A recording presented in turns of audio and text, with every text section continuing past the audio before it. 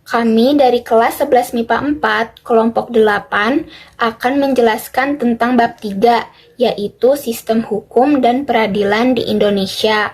Subbab pertama yaitu sistem hukum di Indonesia dijelaskan oleh Najwa Rifa. Subbab kedua yaitu mencermati sistem peradilan di Indonesia dijelaskan oleh Muti Aulia. Subbab ketiga yaitu menampilkan sikap yang sesuai dengan hukum dijelaskan oleh saya. Assalamualaikum warahmatullahi wabarakatuh. Nama saya Najwa Rifa. Saya akan menjelaskan tentang sistem hukum di Indonesia. Makna dan karakteristik hukum. Di dalam hukum terdapat beberapa unsur, diantaranya sebagai berikut. Yang pertama, peraturan mengenai tingkah laku manusia dalam pergaulan masyarakat. Yang kedua, peraturan itu dibuat dan ditetapkan oleh badan-badan resmi yang berwajib. Yang ketiga, peraturan itu bersifat memaksa. Yang keempat, sanksi terhadap pelanggaran peraturan tersebut adalah tegas. Adapun yang menjadi karakteristik dari hukum adalah adanya perintah dan larangan. Perintah atau larangan tersebut harus dipatuhi oleh semua orang. Hukum berlaku di masyarakat dan ditaati oleh masyarakat karena hukum memiliki sifat memaksa dan mengatur. Berdasarkan kepustakaan ilmu hukum dapat digolongkan sebagai berikut.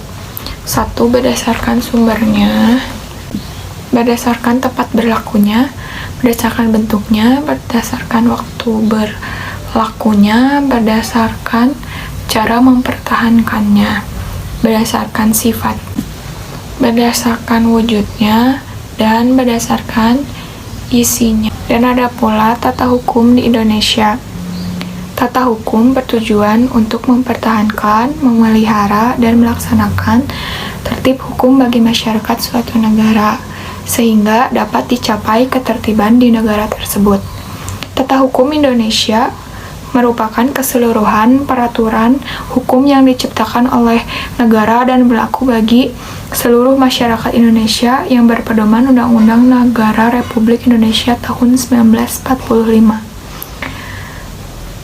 Tata hukum di Indonesia ditetapkan oleh masyarakat hukum Indonesia. Assalamualaikum warahmatullahi wabarakatuh. Dilanjut oleh saya, Muti Aulia Budi Cantika, mengenai lembaga sistem peradilan di Indonesia. Berbicara mengenai lembaga sistem di Indonesia, tidak dapat terlepas dari konsep kekuasaan negara. Kekuasaan yang dimaksud adalah kekuasaan kehakiman. Di Indonesia, perwujudan kekuasaan kehakiman ini diatur sepenuhnya dalam Undang-Undang Republik Indonesia Nomor 48 Tahun 2009 tentang kekuasaan kehakiman yang merupakan penyempurna dari Undang-Undang Republik Indonesia Nomor 14 Tahun 1970 tentang pokok-pokok kekuasaan kehakiman.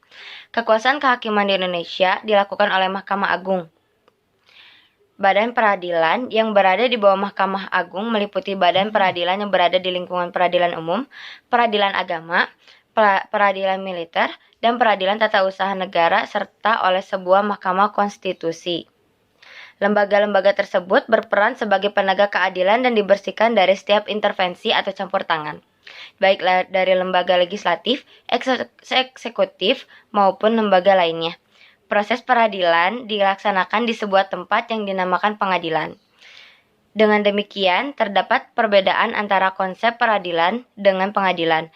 Peradilan menunjuk pada proses mengadili perkara sesuai dengan kategori perkara yang diselesaikan.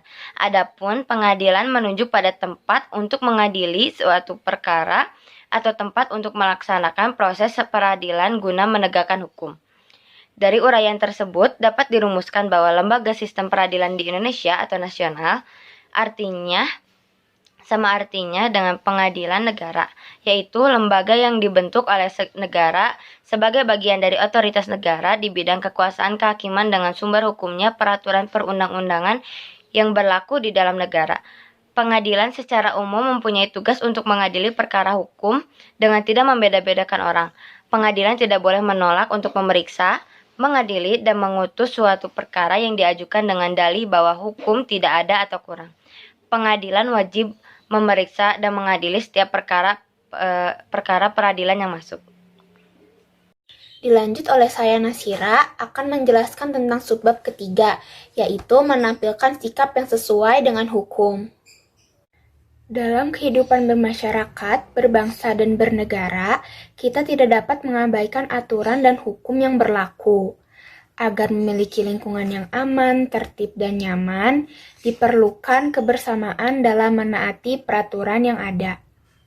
Adapun ciri-ciri orang yang berperilaku sesuai dengan hukum yang berlaku dapat dilihat dari perilaku yang diperbuatnya, seperti disenangi oleh masyarakat. Yang kedua, tidak menimbulkan kerugian bagi diri sendiri dan orang lain. Ketiga, tidak menyinggung perasaan orang lain. 4. Menciptakan keselarasan. Yang kelima, mencerminkan sikap sadar hukum. Dan yang terakhir, mencerminkan kepatuhan terhadap hukum. Perilaku patuh terhadap hukum harus kita tampilkan dalam kehidupan sehari-hari. Contoh pada lingkungan keluarga, kita harus patuh kepada orang tua. Jika kita di lingkungan sekolah, kita harus datang ke sekolah tepat pada waktunya dan datang dengan seragam yang lengkap. Jika kita di lingkungan masyarakat, kita harus membayar iuran warga tepat pada waktunya. Jika kita di lingkungan bangsa dan bernegara, kita harus membayar pajak dan menjaga kebersihan lingkungan.